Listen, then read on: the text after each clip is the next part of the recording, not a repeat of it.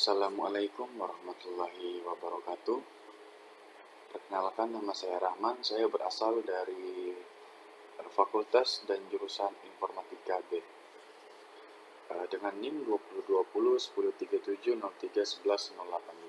Di sini saya akan menjelaskan materi dari pengantar teknologi informasi. Pertama itu jaringan komputer. Jaringan komputer dibagi menjadi dua macam menurut fungsinya, yaitu jaringan client server dan jaringan peer-to-peer. Jaringan client server. Jaringan client server memiliki dua komponen utama, yaitu klien dan server. Sesuai namanya, server atau penyedia layanan adalah komputer yang memberikan layanan untuk komputer klien. Layanan itu bisa berupa data, akses, atau bahkan multi-service seperti file server, mail server, dan web server. Sementara, klien atau workstation adalah komputer yang menerima layanan atau fasilitas yang disediakan oleh komputer server. Jadi intinya, jaringan client server adalah jaringan di mana di dalam jaringan tersebut ada satu komputer yang sudah didedikasikan untuk menjadi server, dedicated server, dan komputer yang lainnya bertindak sebagai klien. Karakteristik jaringan client server, pertama sumber daya resource digunakan bersama, serta server melayani lebih dari satu klien, memiliki satu komputer yang tingkatnya lebih tinggi atau server, berkomunikasi dengan menggunakan metode pertukaran pesan, memiliki tingkatan antara klien dan server. Prinsip kerja klien mengirim request lalu server mengirim balasan. Kemudian tidak sembarangan orang yang diberikan hak akses server. Kelebihan jaringan client server, keamanan jaringan terjamin, bisa melakukan backup data dengan baik, kontrol terpusat, mudah untuk upgrade jaringan, layanan yang diberikan lebih baik daripada jaringan peer-to-peer, cocok digunakan di skala besar. Kekurangannya, membutuhkan spesifikasi yang tinggi untuk server, biaya lebih mahal dari jaringan peer-to-peer. Jika server bermasalah, klien tidak bisa mengambil data, membutuhkan seorang admin handal dalam merawat server, dan rawan gangguan ketika permintaan padat.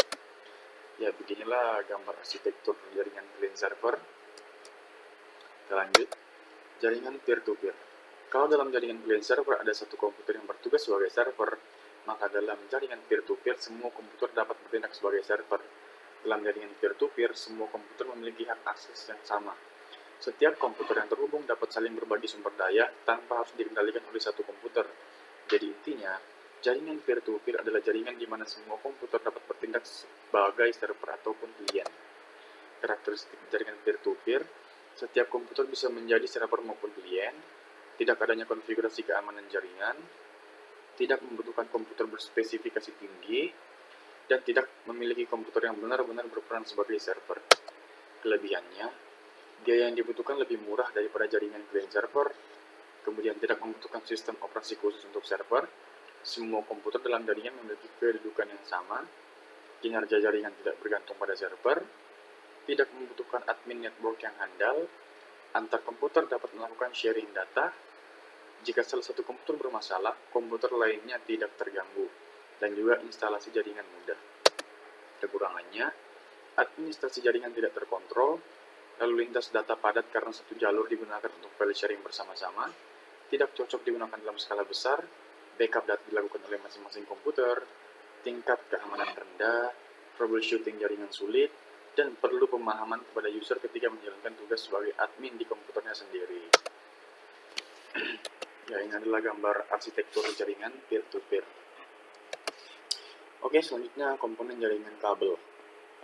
Yang pertama itu ada Network Interface Card atau NIC, merupakan port yang menghubungkan komputer dengan jaringan.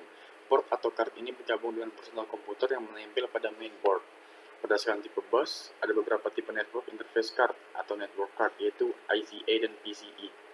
Saat ini jenis Network Card yang banyak digunakan adalah PCI karena PCI memiliki kemampuan transfer data di dalam komputer lebih tinggi daripada ICA. Fungsinya adalah peranti yang menyambungkan kabel jaringan dengan komputer dan peranti yang menyediakan pengalamatan secara fisik, artinya kartu jaringan memiliki kode tertentu yang unik. Ini adalah gambar dari NIC atau Network Interface Card yang tertanam di motherboard. Kemudian hub. Hub atau yang dikenal dengan istilah network hub adalah sebuah perangkat yang berfungsi untuk menghubungkan komputer yang satu dengan komputer yang lainnya asalkan masih dalam lingkup jaringan yang sama. Artinya, komputer atau perangkat yang terhubung melalui hub ini dapat saling bertukar informasi antara satu sama lain. Karakteristik hub, tergolong peralatan layer 1 dalam OSI model physical layer, tidak dapat membaca paket-paket data, tidak dapat mengetahui sumber dan tujuan data, hanya berperan menerima dan meneruskan data, dan juga dapat memperkuat sinyal elektrik data. Fungsi hub agar suatu perangkat dapat saling terhubung satu sama lain dan sekaligus juga dapat berbagi mengenai berbagai macam informasi seperti dokumen dan file lainnya. Dengan demikian, komputer yang terhubung dengan hub bisa saling bertukar data. Biasanya hub ini menggunakan sistem jaringan LAN kecil yang hanya memiliki kompleksitas jaringan yang tidak terlalu tinggi. Ini adalah gambar hub. Kemudian switch. Switch adalah suatu komponen jaringan komputer yang berfungsi untuk menghubungkan beberapa perangkat komputer agar dapat melakukan pertukaran paket, baik menerima, memproses, dan meneruskan data ke perangkat yang dituju. Pendapat lain mengatakan, switch adalah jenis komponen jaringan komputer yang digunakan untuk menghubungkan beberapa hub dalam bentuk jaringan komputer yang lebih besar dan membutuhkan bandwidth yang cukup besar. Dan seperti hub, switch bekerja dengan lebih efisien, terarah, dan langsung pada alamat yang dituju, baik dalam pertukaran data, memproses, serta mengirim data. Switch dapat mendeteksi tujuan data sehingga dapat mencegah tabrakan pada saat data dikirim. Karakteristik switch tergolong peralatan layer 2 dalam OSI model atau data link layer, dapat menginfeksi data yang diterima, dan menentukan sumber dan tujuan data, dapat mengirim data ke tujuan dengan tepat sehingga akan menghemat bandwidth, dapat menangani lebih dari 2 port dan lebih dari 2 komunikasi data dalam waktu bersamaan. Fungsi switch yaitu sebagai konsentrator yang menerima dan membagikan data antar perangkat komputer. Adapun beberapa fungsinya yaitu adalah address learning, menyaring atau meneruskan data frame, dan looping avoidance. Ini adalah gambar switch, ya agak mirip seperti hub karena switch merupakan perkembangan dari hub. Kemudian kabel UTP straight through. Kabel straight through ini menggunakan standar yang sama antara ujung satu dengan ujung yang satunya lagi. Jika pada ujung pertama susunan yang kita pakai adalah EIA atau TIA 568A, maka pada ujungnya kedua kita menggunakan susunan yang sama pula, yaitu EIA atau TIA 568A. Begitu juga bila salah satu ujungnya menggunakan susunan EIA TIA 568B, maka ujungnya akan menggunakan susunan yang sama. Jadi sederhananya pin 1 pada satu ujung akan terhubung dengan pin 1 pada ujung yang lainnya. Lalu pin 2 akan terhubung dengan pin 2 dan seterusnya. Ini adalah gambaran dari kabel straight through cable. Fungsi dan karakteristik kabel UTP straight through: jaringannya client server, menghubungkan antara komputer dengan switch, menghubungkan komputer dan LAN pada modem kabel DSL, menghubungkan router dengan LAN pada modem kabel DSL, menghubungkan switch ke router, menghubungkan hub ke router. Ini ya gambar UTP straight through. Kemudian kabel UTP crossover. Penyusunan kabel crossover atau silang berbeda dengan kabel straight through yang lurus. Jika pada ujung satu menggunakan standar EIA atau TIA 568A, maka pada ujung kedua harus menggunakan standar EIA atau TIA 568B. Bisa kita lihat bersama pada gambar berikut nanti ini. Kabel yang menyilang merupakan kabel yang berfungsi untuk mengirim dan menerima data, sedangkan dua pasang kabel yang lain susunannya tetap. Ya, jadi ada kabel berwarna hijau dan oranye saling menyilang. Itu adalah fungsinya untuk menerima dan mengirim data. Kemudian fungsi dari karakteristik kabel UTP crossover: peer-to-peer, menghubungkan dua komputer secara langsung, menghubungkan dua switch, menghubungkan switch dengan hub, menghubungkan komputer dengan router. Konektor RJ45. RJ45 adalah konektor kabel Ethernet yang kebanyakan memiliki fungsi sebagai konektor pada topologi jaringan komputer LAN, Local Area Network, dan topologi jaringan lainnya. RJ itu sendiri adalah singkatan dari Register Jack, yang merupakan standar peralatan pada jaringan yang mengatur tentang pemasangan kepala konektor dan urutan kabel, yang digunakan untuk menghubungkan dua atau lebih peralatan telekomunikasi, telepon jack, ataupun peralatan jaringan komputer networking. Juga merupakan suatu interface fisik dari jaringan kerja network untuk kegunaan telekomunikasi dan komunikasi data.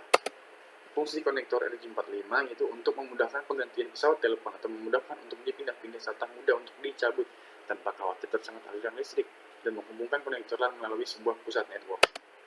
Ini adalah gambar konektor RJ45. Di situ kita bisa lihat ada pinnya, ada 8, dan ada penjepit di belakangnya. Kemudian topologi jaringan fisik terdiri dari topologi bus, topologi ring, dan topologi star.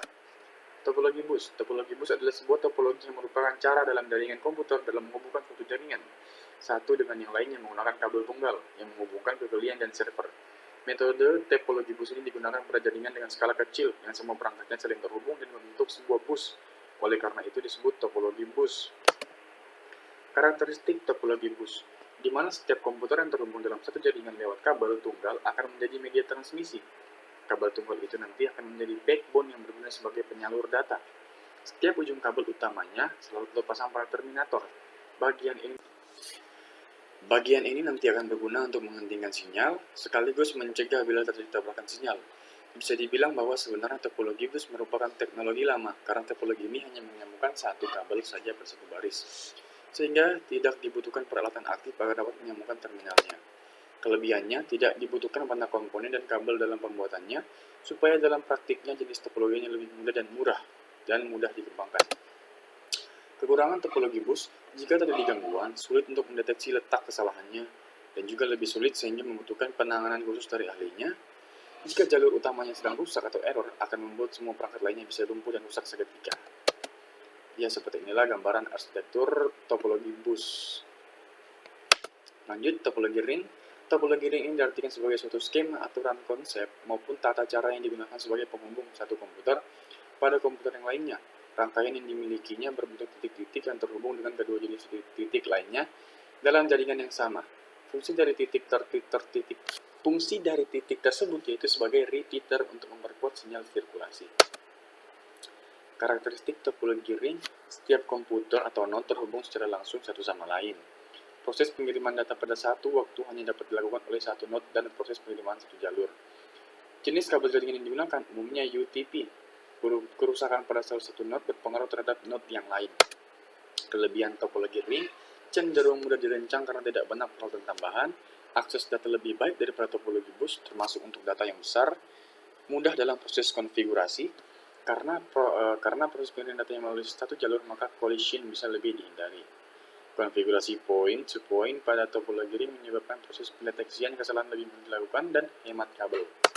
Kekurangannya, jika ada salah satu node yang mengalami gangguan, maka seluruh jaringan akan ikut terganggu. Terus, proses pengembangan lebih sulit, dan diperlukan penanganan dan pengelolaan khusus bundles, lebih sulit dikonfigurasi daripada topologi star. Ya, seperti inilah gambar arsitektur topologi ring. Ya, seperti berbentuk cincin. Kita lanjut yang terakhir, topologi star. Pengertian topologi star atau topologi bintang adalah suatu metode atau cara untuk menghubungkan dua atau lebih komputer dengan jaringan yang berbentuk bintang atau star, di mana topologi jaringan berupa konvergensi dari node tengah ke setiap node pengguna, sehingga semua node atau titik terkoneksi dengan node tengah tersebut. Karakteristik topologi star, kita dapat mengenali topologi star dengan melihat karakteristiknya. Pada topologi star, setiap komputer host memiliki kabel tersendiri yang terkoneksi langsung dengan perangkat pusat hub, switch, multi-point repeater, atau bahkan multi-station access unit (MAU) melalui sistem point-to-point. Kemudian masing-masing node berkomunikasi secara langsung dengan tersambung ke central node. Kemudian topologi star mudah untuk dikembangkan karena masing-masing node terdapat kabel yang terhubung langsung ke central node. Jaringan tidak akan terganggu apabila salah satu node mengalami kerusakan. Dan topologi star bisa menggunakan kabel lower karena hanya menangani satu traffic node, umumnya menggunakan kabel UTP. Kelebihannya, mampu digunakan dengan banyak perangkat komputer. Jika terjadi kerusakan, maka maintenance akan lebih mudah dilakukan. Jika terdapat komputer klien yang error, maka tidak akan mempengaruhi klien yang lain. Kecepatan jaringan yang dihasilkan sama besar antara masing-masing komputer klien dengan server pusat.